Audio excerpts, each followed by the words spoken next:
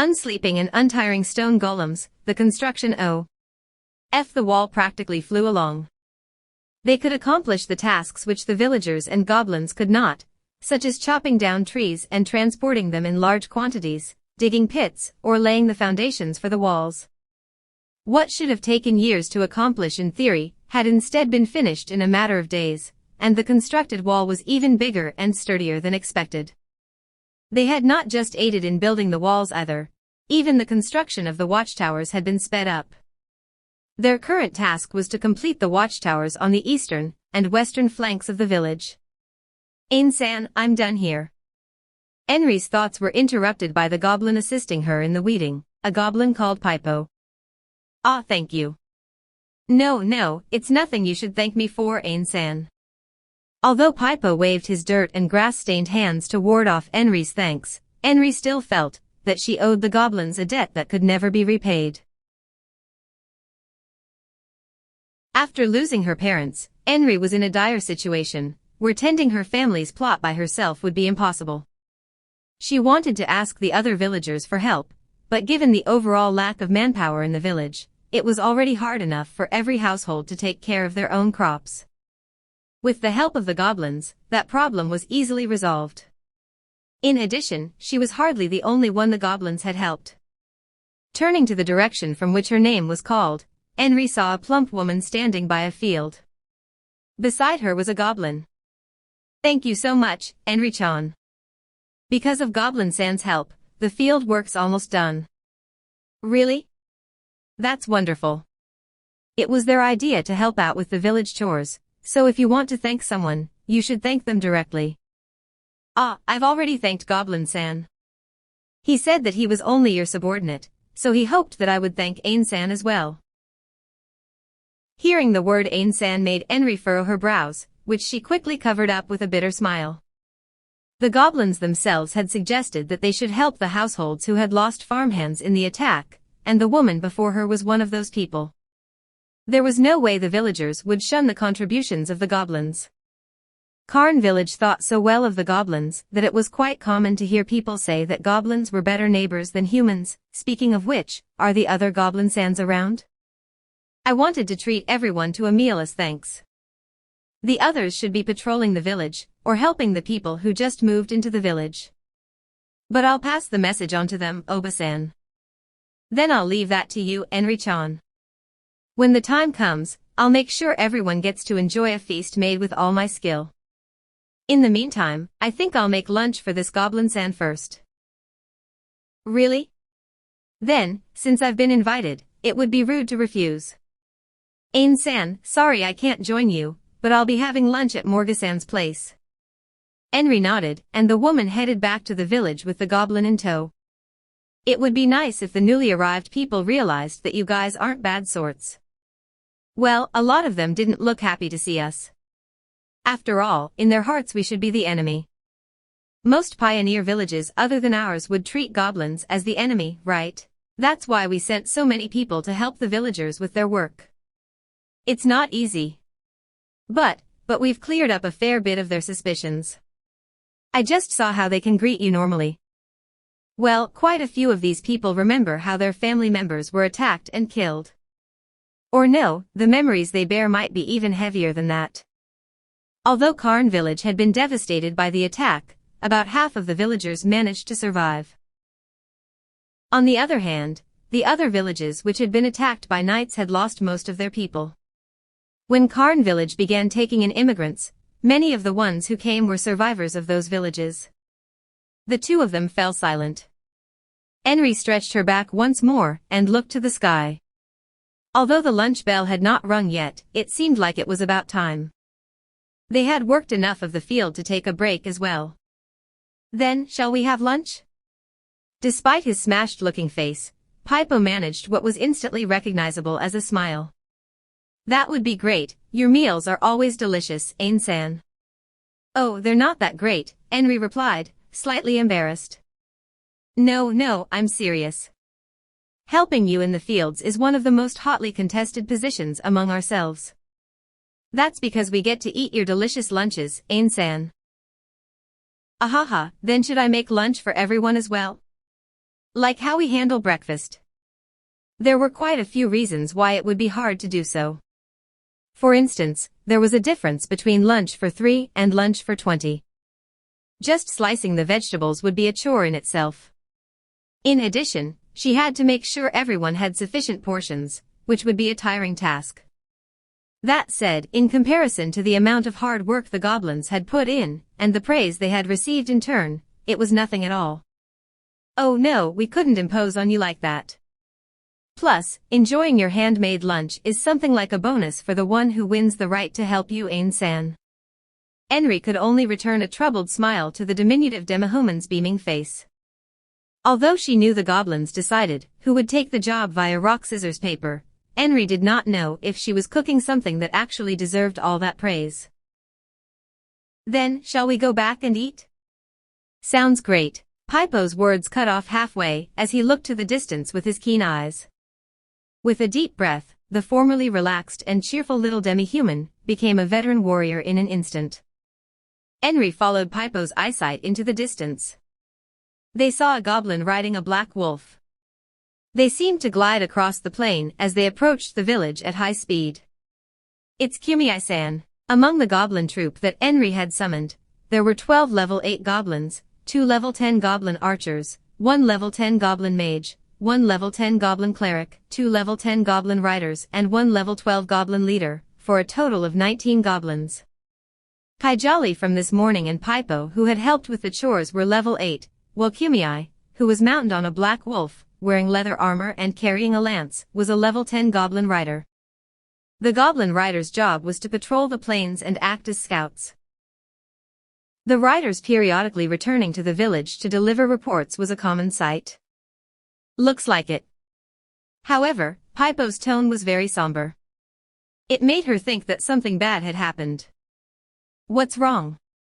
He's back a little early. He should have been prowling the forest today. Did something happen? After hearing Pipo's explanation, a surge of unease rose in Henry's heart, and she feared that some bloody disaster awaited them. While the two of them waited in silence, the large wolf which rode on arrived in front of Henry. From its rapid breathing, she could guess how much of a hurry he had been to get back here. What's the matter? Hearing Pipo's question, Kumiai bowed to Henry from on top of his wolf, while replying, something's happened in the forest. What? I'm not too sure, but I think it's like before. A whole bunch of unknown guys are moving towards the north. Are they knights? Henry unwittingly interrupted the two of them. Even though she was powerless to change anything, she still could not ignore the conversation. She still could not forget her fear when the village had been attacked. The whole lot of unknown guys heading north they talked about referred to the tracks they had found of thousands of people marching to the north. Although the prints were similar in size to those of humans, they were made by bare feet, so in the end they had concluded that those people were not humans. I don't have any hard proof, but I think it's different from that time. I sense something's happening deep inside the forest. Is that so? Hearing that, Henry couldn't help but sigh in relief. Then, I'd better go report to leader. All right. Good job. Thank you for your hard work. After waving to the two of them, Kumiai spurred his wolf on and departed. Henry and Pipo watched him enter the slowly opening village doors. Then, shall we go back too? Yes, let's. After washing their hands beside the well, Henry and Pipo had just reached home, when they heard a young girl's voice. Welcome back, Wani-chan. The voice was accompanied by the sound of rock grinding against rock. Following the sound to its source, Henry saw Nimue turning a millstone behind the house. A pungent smell came from the millstone. Although it was similar to the smell that had clung to Henry's hands just before, it was several times more intense, enough that one could smell it from some distance away. Nimue was used to the smell, which was all well and good, but Henry's eyes almost teared up as the odor assaulted her. Pipo, standing behind her, seemed unaffected in comparison. It remained to be seen whether that was because the smell only had an effect on certain species, or because it would be terribly rude to make a face like that to his mistress' little sister. I'm home. How's things? Have you ground them all up yet? I did. Have a look. Henry looked along Nemu's line of sight, and saw that the herbs that she had piled up before leaving the house had been reduced to a small handful. Aren't I great? There's not much more left. Before she had left the house, Henry had asked Nemu to help her grind the herbs into a paste. That was because some herbs had to be dried to be preserved, but others needed to be shredded to be preserved. You worked really hard, Nemu. Henry opened her arms to praise Nemu, and a look of pride blossomed on Nemu's face. Perhaps she had been influenced by Nympharia, or perhaps she wanted to help her sister out in some way, but Nemu had diligently and quickly accomplished her tasks. Herbs made up a major portion of Karn Village's income. It could be said to be the one specialty export that did not require much manpower for a frontier village to produce.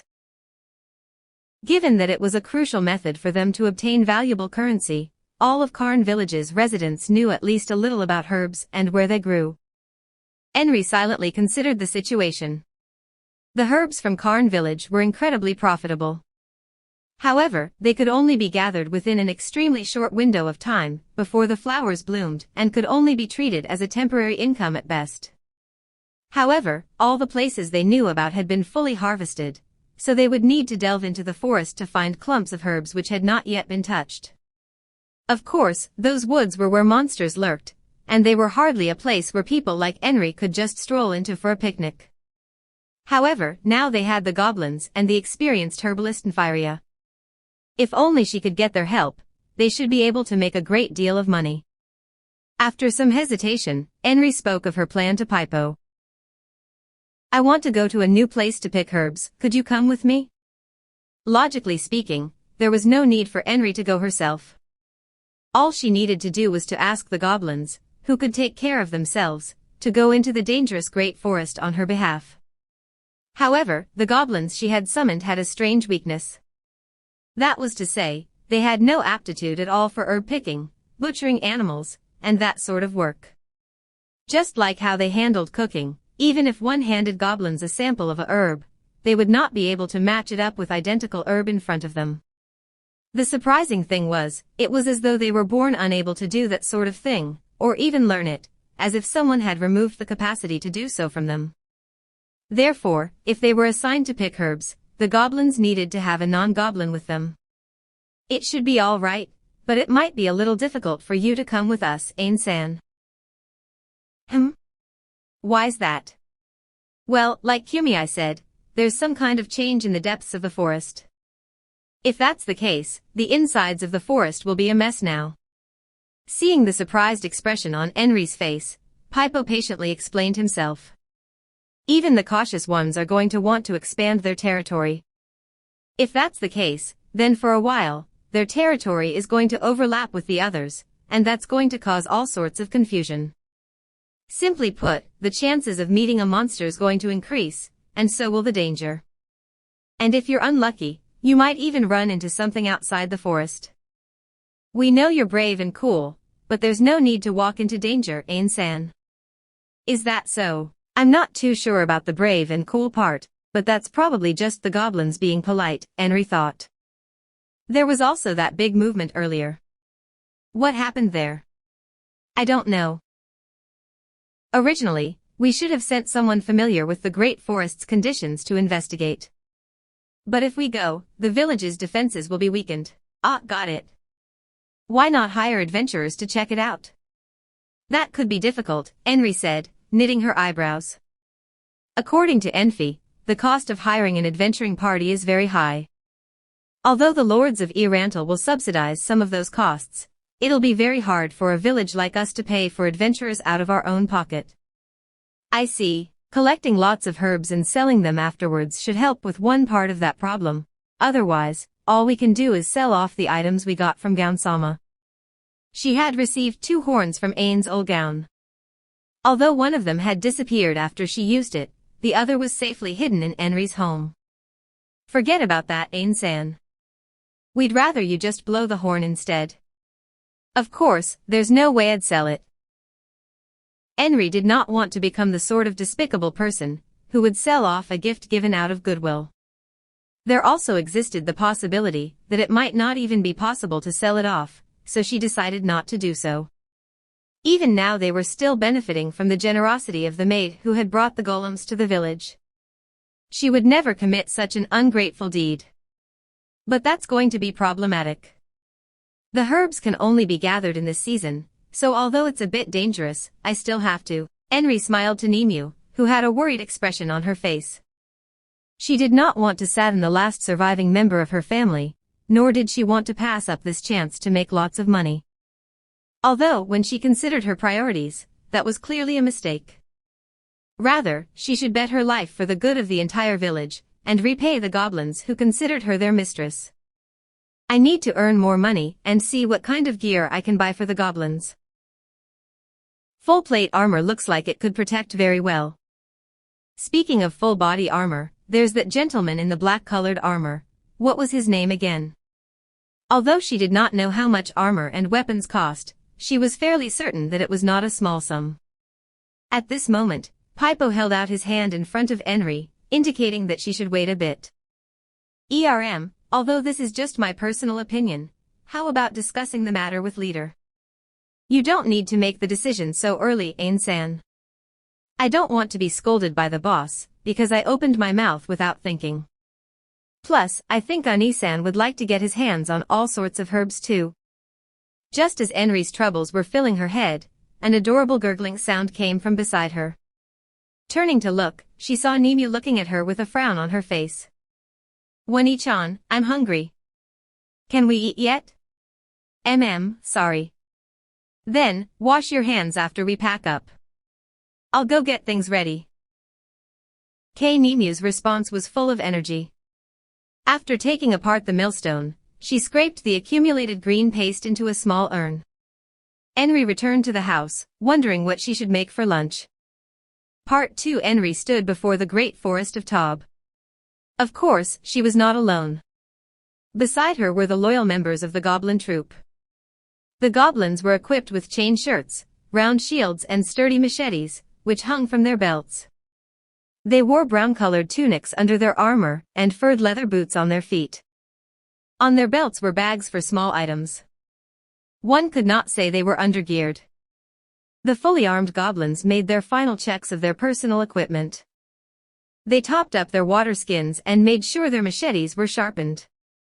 Everyone was well geared, but they carried little baggage. That was because the plan was to swiftly complete their work, and not to mount a long expedition in the forest.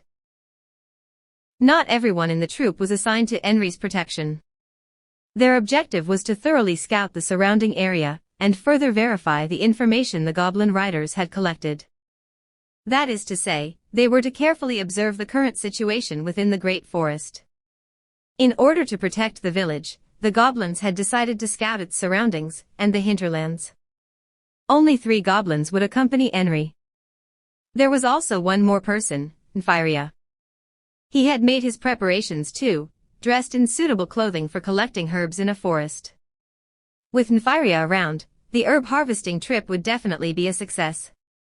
Perhaps he had sensed Henry looking at him, and turned around, asking what's the matter. Although Henry had waved her hands as though to say nothing, one of the surrounding goblins took notice and drew closer to Henry's side. He was a goblin whose body was so muscular and athletic that it would be hard for bystanders to think that he was a goblin. His torso was protected by a crude, but practical breastplate, and the great sword he used was sheathed on his back. This was Jug-Emu, the leader of the goblins, named by Henry after a goblin hero called Jug-Emu. As an aside, there were other named knights who did battle alongside the goblin hero, and she had used their names for the other goblins. There shouldn't be anything wrong. What's the matter? No, really, it's fine. I was just looking at him. That's great. After all, once you're in the forest, you can lose your life over even a tiny slip. If anything happens, let me know. That's right, Ain-san. Just like we agreed before, we're all scouting the forest, so if anything happens and we can't get there in time, it'll be okay, right? Jujuma's brutish face contorted with what looked like an expression of worry, and he glanced at Henry's face. Seeing that, Henry smiled and replied to him, It'll be fine. We won't go too deep, and they'll protect me. That's good to hear. Jug-Emu followed Henry's line of sight to the 3 goblins ahead of them. Then he shouted, "Oi! You punks! You'd better not let Ain-san take so much as a single scratch, got it?" "Got it." The 3 goblins, Goko, Kaijali and Unrai, responded with a hearty shout. "And Ani-san, you'll be taking care of Ain-san too, right?" Henry suddenly noticed that Kaijali, for no apparent reason, was flexing his muscles in a front double biceps pose. "You mean I should take over from here?" Cough. "Of course. You can count on me to protect Henry." For a moment, Henry imagined Firia showing his shiny teeth as he radiated self-confidence through his smile. His attitude now was very different from his usual one, and to be honest, it felt kind of gross. However, that was probably just his excitement about trekking into the forest.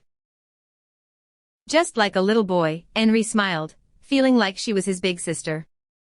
"Thank you, Enfi. I'll be in your care." Strange, is he doing a side chest pose now? What's with that? Ah, that again. Oh, about that. I prepared a bunch of alchemical items that I made myself, so leave it to me.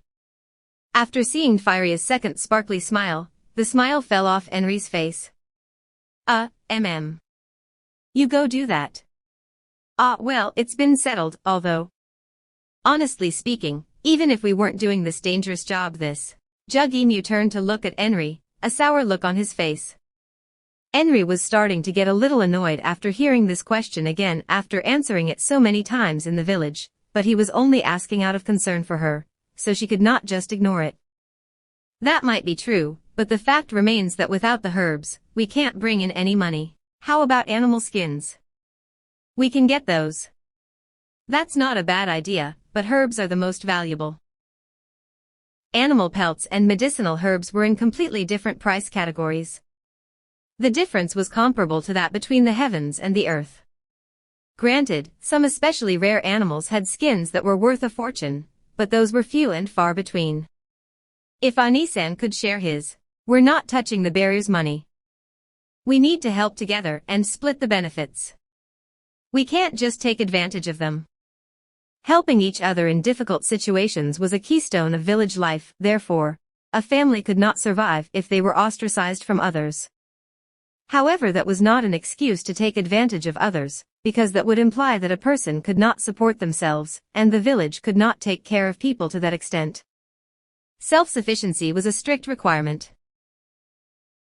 The 2 of them started looking away from Firia, who was quietly saying, "Kaijali-san, please read the mood and stop making those weird poses. If that's the case, then it's definitely, and like that too, well, if you lived with Ani-san, you could certainly pool the wealth, but, looks like nothing's stopping that." Jujuma's words gradually lost their force. He knew that he could not stop Henry from entering the Great Forest. Although Henry did not want to make things difficult for Jug-Emu, and the others who cared for her, she would not be swayed from her course. After all, she had decided to venture into the forest despite knowing its dangers, because she had heard Jug-Emu say, "We can't repair our gear." The kitchen knife was one thing, but the goblins required the services of a professional blacksmith to maintain their arms and armor. Which meant that a subtle danger threatened all the goblins. If their equipment deteriorated, it would mean their lives would be in danger. The maintenance of their battle gear was essential. What could she do for them, who had pledged their lives to protect hers? How could she hide in safety and enjoy the fruits of their labor? Just as they had given their all for her, she too had to do everything she could for them. That was Henry's decision. The goblins were not just Henry's bodyguards, they were also the village's protectors. If she decided to press that point, she could probably squeeze the money needed to equip the goblins from the villagers. However, Henry decided to give up on that idea. No matter what, Henry was simply trying to repay the goblins' service through her own efforts. This expedition was the proof of that. Normally, the safest thing to do would be to confirm the area was free of danger before you went in. Interrupting from behind was the goblin mage, Dino. Dino was an arcane magic caster, who wore a humanoid skull for a helmet. She carried a gnarled staff that looked shabby, but was even taller than herself. She was adorned in strange tribal ornaments all over her body, and her bust swelled up slightly. Her face seemed softer than those of the male goblins. Henry could recognize this because she was their mistress, but normal people probably would not be able to pick up on those details. However, you can't confirm it's safe, can you? That's right. Sadly, we can't do that. The most we can do is confirm that the forest seems peaceful, but even that needs time. And if we want to find out when tensions are going to run high again, that'll take even more time.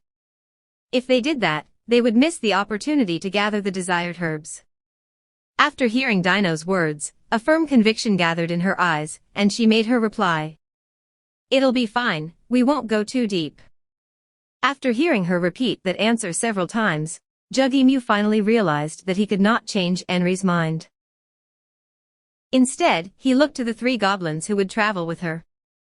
What he told them was the same as what he had said to them before. We won't be able to protect Ain-san, so you guys are going to have to do it for us. You'd better guard her with your lives. And Ani-san too. Got it. It would be safest if we'd all stuck together as usual. Splitting up our fighting strength is just asking for trouble, Dino muttered under her breath. If we did that, then we'd be forced into reacting to the enemy, right? That's right. If any of the monsters coming to the village decide to settle down in the forest, getting rid of them for good would be extremely troublesome. Once they build a nest, they'll never leave. Even if we chased them away, they'd come right back after a while. Since the balance of power in the forest had changed, reconnoitering the great forest, especially the area surrounding the village, was critical. This was the first pass. The first pass implied that the danger was the greatest. As such, they could only arrange for 3 people to be Henry's escorts. Good. Well then, let's move. We'll finish up quick and meet up with Ain-san. In response to Jujuma's call, the goblin troop thundered their assent. Diamond suit, diamond suit, diamond suit. This was the interior of the great forest. Although they had only traveled about 150 meters in, the temperature had fallen by several degrees. This was simply because no sunlight shone in here. That said, the interior was not completely pitch dark, and Henry could still see what was happening around her.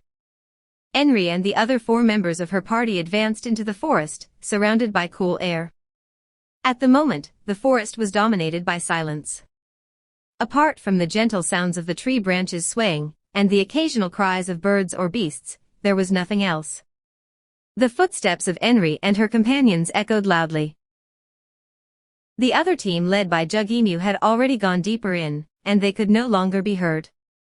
Henry and company formed a roughly triangular formation, as they advanced into the forest. In the center of the formation were Henry and Firia. It was very difficult to maintain a wide formation in the forest. Normally, they would have gone single file, but in order to protect the 2 of them, the goblins had insisted on doing things that way. They lost speed as a result, but that could not be helped. As they moved deeper inwards, Firia began looking up and towards the north.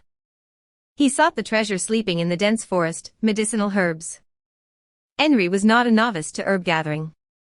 A girl her age would know all about herbs that could be taken orally or smeared on an affected area, or the ordinary herbs used as ingredients for potions. However, in this field she was completely outmatched by Firia. Not only was he thoroughly familiar with medicinal herbs, he even knew which ones were useful as bases for alchemical compounds. Found any rare herbs? Of all the questions Henry had asked, this seemed like the one he had been waiting for. The surrounding goblins began posing in unison. A double bicep flex again. Is that the latest trend or what? The tilt-headed Henry did not notice the faint expression of annoyance on Firia's face. Why didn't I tell them to stop posing? It sucks to have no courage. Say, is that a brown moss over there? As it turned out, there was brown moss growing where Firia was pointing. That's Babayamokogok. Mix some with a healing potion, and it'll slightly improve its effects. Oh really? I thought it was just a simple patch of moss and missed it. Without envy, I probably would have ignored it completely. That's envy for you. Yuwa, you're pretty amazing now, Ani-san. Is it worth a lot? It's worth quite a bit of money. Wait. Don't pick it. What Henry and I are aiming for is worth even more. If we can't find it, then we'll pick this on the way back. I see. Yeah, we got it. Speaking of which, to Ani-san, this forest must be like a treasure trove, since it's so easy to make wealth. I feel much more at ease with you around, Ani-san. This sort of thing, the surrounding goblins' poses changed. Yes, well, it might actually be like that. One thing's for sure, people traveling with me won't have a hard time. I'm pretty confident of that. I'm sure you can do it, Enfi. An awkward mood filled the quiet forest. Then, Ain-san, is that all? Kaijali-san, what do you mean? No, nothing. Come to think of it, there's a question I forgot to ask. What sort of herbs are you looking for? We didn't tell you? It's a herb called enkaishi. Afterwards we'll let Nimu grind it up. I see. Got it. Although, even if you describe it to us, we won't be able to tell the difference. Then, let's move on. Step by step, they ventured further into the forest. As they went on, their noses started itching from the thick scent of the forest's fragrance. There was no sign of human activity here at all. Immersed in this place, Nfiria felt like this was a world where humans were weak and tiny. Then, he opened his mouth to speak. Let's start looking around here. We're looking for places with lots of shade and humidity. Are there any water sources nearby? That herb grows near them. There's no sign of monster activity around here. What a stroke of luck. Got it, Ani-san. With his vast experience as a herbalist, it was unlikely for Nfiria to make a mistake. The goblins and Henry replied in approval. The group put their things down, which lightened their load. Ain-san, could you go give Ani-san a hand? Yes, that's right. Enfi must have his hands full by himself. Henry walked over to where Nfiria had put down his luggage, and assisted him in his labors. Thanks, Henry. No problem, Enfi. Although, now that I think of it, all this specialist equipment is amazing. You need so many things. Out of the corner of her eyes, Henry could see the goblins nodding as though to say very good, very good. Although she was surprised by why they were so happy, she eventually decided that her first priority was getting the job done. Then, let's start the search. With a subdued "oh" to keep the noise down, they began. The goblins watched the perimeter, while Henry and Nfiria began searching. Although Henry had been prepared for the work to be difficult, they were fortunate and soon found dense growths on the herbs in the cracks of tree trunks. It's over there. We found where they grew right away. As I thought, it's best when I'm with Enfi. No, it's nothing like that. We're lucky we found it in a deserted area. If there were monster tracks, it would be pretty nasty. To the two humans, the large quantity of herbs, while not exactly a treasure in its own right, was akin to a mountain of coins. Henry desperately fought the desire burning in her heart. This place was dangerous. It was better that she put her greed aside and worked to steadily complete the job. However, Henry knelt down and began to pluck, minding the roots of the herbs. Enkaishi's medicinal value resided in its roots. But they could not just pull the roots out like that. Grasses like these were incredibly hardy, and they would grow again as long as the roots remained. It seemed a shame, but depleting this patch of herbs, which had been quite a challenge to find in the first place, by over-harvesting it would be like killing the goose which laid the golden egg. A strong odor seared her nose as she did the picking, but she was used to that sort of thing, so the smell did not impede her work. Compared to Nfiria's house, this smell was